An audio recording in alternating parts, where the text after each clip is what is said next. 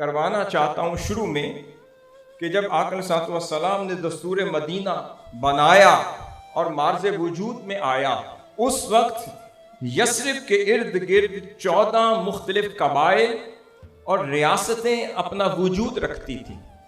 वो इंडिपेंडेंट हैसियत रखती थी। उनके यहाँ अपना एक सिस्टम था, उनके यहाँ अपनी मैनेजमेंट थी, अपनी एडमिनिस्ट्रेशन थी। वो अपने मामलात में इंडिपेंडेंट थे। उनका एक रईस, एक सदर हुआ करता था जो उन रियासतों को, उन कबाइल को संभाला करता था। जब दस्तूर मदीना मार्ज़ वजूद में आया तो आका सल्लल्लाहु ने उन 14 रियासतों को और कबाइल को शामिल किया और उनकी तौसीक के साथ, उनके इत्तेफाक के साथ और इत्तेहाद के साथ रियासत मदीना का आइन मार्ज़ वजूद में आया।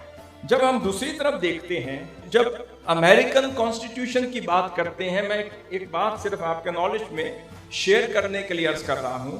जब अमेरिकन कॉन्स्टिट्यूशन, जब फिलाडेल्फिया कन्वेंशन के बाद जब वो constitution of America, United states of America, जब वो डिक्लेयर हो रहा था, मार्ज़ वजूद में आ रहा था, तो जितनी रियासतें मिलकर अमेरिकन कॉन्स्टिट्यूशन बना रही थी उनकी तादाद 9 थी, और वो रियासतें जो मिलकर दस्तूर मदीना बना रही थी उनकी तादाद 14 थी।